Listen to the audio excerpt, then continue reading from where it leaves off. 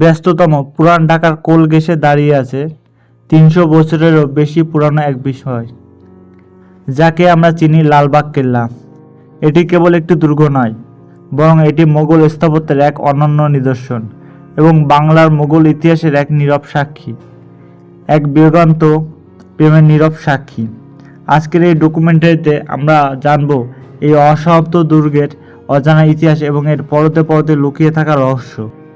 লালবাগ কেল্লা ১৬৭৮ সালে সম্রাট আওরঙ্গজেবের তৃতীয় পুত্র শাহজাদা মোহাম্মদ আজম শাহ এর নির্মাণ কাজ শুরু করেন। তখন এর নাম ছিল কেল্লা আওরঙ্গাবাদ।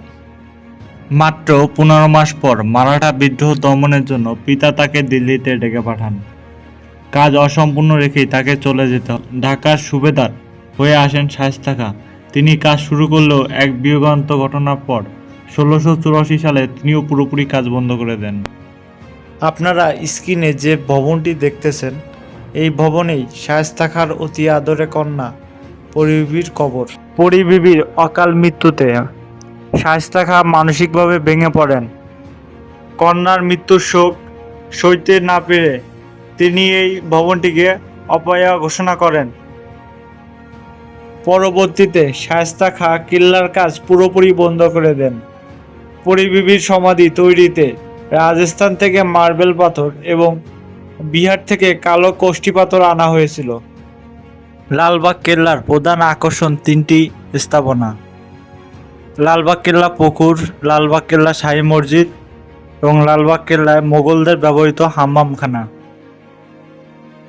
কেল্লার ঠিক মাঝখানে একটি বর্গাকারকৃতি পুকুর রয়েছে, যা বর্ষাকালে এখানে প্রাণের সঞ্চালন ঘটায় এবং এই কেল্লার সৌন্দর্য আরও বহুগুণে ফুটিয়ে তোলে।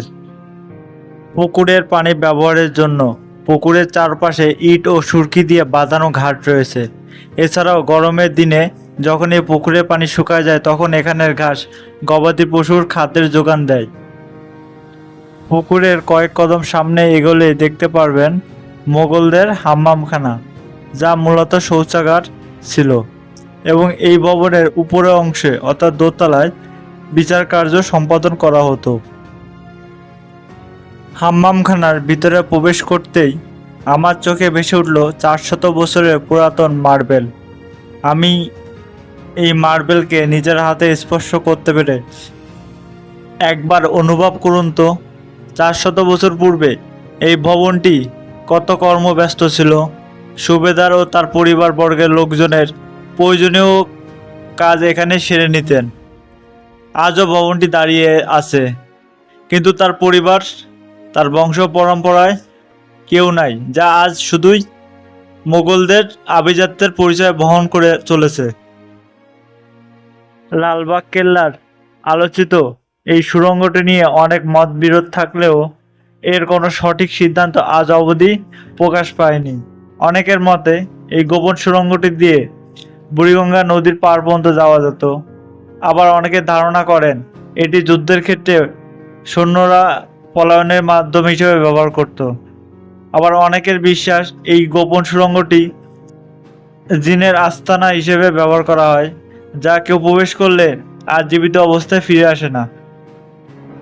লালবাগ কেল্লার উত্তর পূর্ব অংশের ফটকটি আজও লালবাগ কেল্লার ভ্রমণ পিপাসুদের মনে অজানা এক আনন্দের অনুভূতির যোগান দেয়, যা ছিল অসম্পূর্ণ। এবং আমার দেখা লালবাগ কেল্লার কিছু সমস্যা তুলে ধরতেছি। কেল্লার সীমানা প্রাচীর, কেল্লার ভবনের সামনের জলাশয়গুলা রীতিমতো ময়লার ডাস্টবিনে পরিণত করেছে। এগুলা যত দ্রুত সম্ভব পরিষ্কার করা দরকার। পরবর্তীতে যেন নোংরা না হয় সেদিকে যথেষ্ট খেয়াল রাখা। ভবনের দেয়ালগুলাতে প্রেমিক প্রেমিকার নাম, বন্ধুত্বের সিলমোহর, এছাড়াও অরুচিশীল কুরুচিপূর্ণ কথাবার্তায় ভরপুর। এগুলার বিরুদ্ধে কঠিন থেকে কঠোরতম পদক্ষেপ গ্রহণ করা উচিত। এছাড়াও লালবাগ কেল্লার ইলেকট্রিসিটির ব্যবস্থাপনা অতি দুর্বল, যা যে কোনো সময় একটি বড় দুর্ঘটনায় রূপান্তর হতে পারে। অসমাপ্ত হলেও লালবাগ কেল্লা আমাদের ইতিহাসের এক জীবন্ত দলিল। শত বছরের অবহেলা এবং পরিবর্তনের ঝাপটা সয়েও আজও লালবাগ কেল্লা ঢাকার বুকে মাথা উঁচু করে দাঁড়িয়ে আছে। আপনি যদি ঢাকার আসল রূপ দেখতে চান তাহলে অবশ্যই আপনাকে লালবাগ কেল্লা ভ্রমণ করা উচিত।